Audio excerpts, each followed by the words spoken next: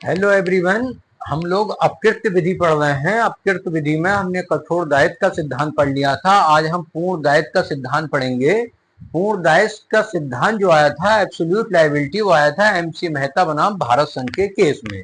दो केस है इसमें बढ़िया, Indian council for enviro legal action बनाम भारत संघ और क्लॉस मित्तल बेचर्ड बनाम ईस्ट इंडिया होटल लिमिटेड। तो पहले ये जानते हैं कि कठोर दायित्व का सिद्धांत क्या है। तो कठोर दायित्व के सिद्धांत में ये कहा गया है कि एमसी मेहता बनाम भारत संघ के निर्णय में उच्चतम न्यायालय द्वारा इस नियम का सृजन किया गया। इसको एब्सोल्यूट लायबिलिटी यानी पूर्ण दायित्व का नियम इसलिए कहते हैं कि इसके अंतर्गत बिना किसी दोष के भी दायित्व उत्पन्न होता है तथा इस नियम के अंतर्गत यह जो कठोर दायित्व के सिद्धांत में अपवाद हैं वो मान्य नहीं है। यानी कठोर दायित्व का सिद्धांत आया था वो आया था रायलैंड्स बनाम फ्लेचर के बाद में आया था। तो ये जो केस था एमसी मेहता बनाम भारत संघ, इसमें क्या था इसको समझ लीजिए कि एमसी मेहता के बाद में दिल्ली में स्थित डीसीएम के एक उद्योग में 4 से 6 दिसंबर 1985 को एक जहरीली गैस ओलियम गैस के रिसने से अनेक व्यक्तियों पर हानिकारक प्रभाव पड़ा और एक एडवोकेट की मृत्यु भी हो गई। लोकहित के एक मुकदमे में सुप्रीम कोर्ट में याचिका दायर करके प्रतिकर का दावा किया गया कि ऐसे खतरनाक उद्योगों की लायबिलिटी के विषय में निर्णय देने के समय न्यायालय को यह विचार करना चाहिए।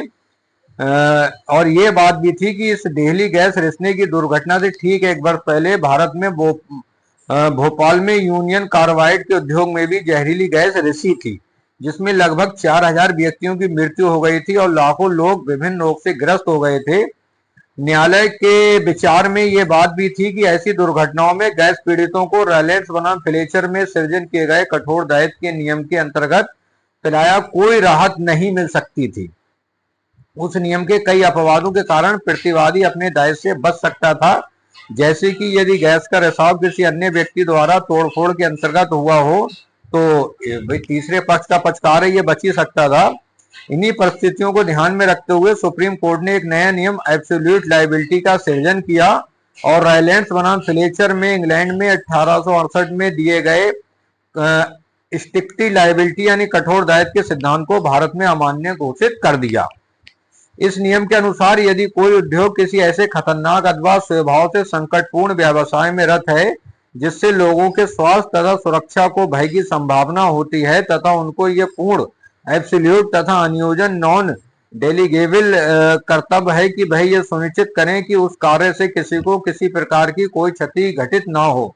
यदि उस कार्य से किसी को क्षति होती है तब वह उद्योग उस क्षति को क्षतिपूर्ति के लिए पूर्णतः उत्तरदायी होगा तथा यदि वह अपने दायित्व का इस दलील से निवारण नहीं कर सकता कि उसने कोई उपेक्षा नहीं की थी। अब एक सेकंड में समझ लीजिए पूर्ण दायित्व का सिद्धांत क्या है। वो ये है, यदि कोई खतरनाक उद्योग है बिना किसी उपेक्षा के, यानी कठोर दायित्व के सिद्धांत के जो अपवाद हैं वो भी नहीं लागू होंगे और उससे अगर कोई व्यक्ति क्षतिकारित हो जाता है तो एब्सोल्यूट लायबिलिटी का निर्धारण होगा और उस व्यक्ति को क्षतिपूर्ति मिलेगी। इसी में अगला केस था Indian council for enviro legal action बनाम भारत संघ। इस बात में भी इस केस में भी पूर्ण दायित्व का सिद्धांत लागू किया गया और यह माना गया जो खतरनाक और संकटपूर्ण स्वभाव से ही ऐसे उद्योग हैं उनमें ये एब्सोल्यूट लायबिलिटी का सिद्धांत लागू हो गया। ये केस बहुत अच्छा था, क्लॉस मित्तल बेचर्ड बनाम ईस्ट इंडिया होटल्स लिमिटेड। इसमें एक इटली के निवासी थे और वो एक स्विमिंग पूल में नहा रहे थे। भाई 5 सितारा होटल हैं तो उनकी खासियत ये होती है कि वो हर चीज का ध्यान रखेंगे, लेकिन उन्होंने ध्यान नहीं रखा और उस व्यक्ति के सिर में चोट लग गई जिससे उसकी 13 साल बाद मृत्यु हो गई। इसमें भी जो न्यायालय था उसने एब्सोल्यूट लायबिलिटी का सिद्धांत लागू किया और उन्हें पूरी तरह से लायबिल माना। तो ये एब्सोल्यूट लायबिलिटी का सिद्धांत है। कभी कभी दोनों में अंतर भी पूछ लेते हैं, एब्सोल्यूट लायबिलिटी और स्ट्रिक्टली लायबिलिटी। तो स्ट्रिक्टली जो लायबिलिटी है उसमें बचने के 5 अपवाद दिए गए हैं, जबकि एब्सोल्यूट लायबिलिटी में कोई अपवाद नहीं दिया गया है। ठीक, जो कठोर दायित्व का सिद्धांत है यानी स्ट्रिक्ट लायबिलिटी वो रायलैंड्स बनाम फ्लेचर के बाद से आया और जबकि पूर्ण दायित्व यानी एब्सोल्यूट लायबिलिटी का सिद्धांत जो है वो एमसी मेहता बनाम भारत संघ के बाद से आया। तो ये चीज है, फिर भी कोई चीज समझ में नहीं आई हो तो आप कमेंट बॉक्स में पूछ सकते हैं। वीडियो देखने के लिए धन्यवाद।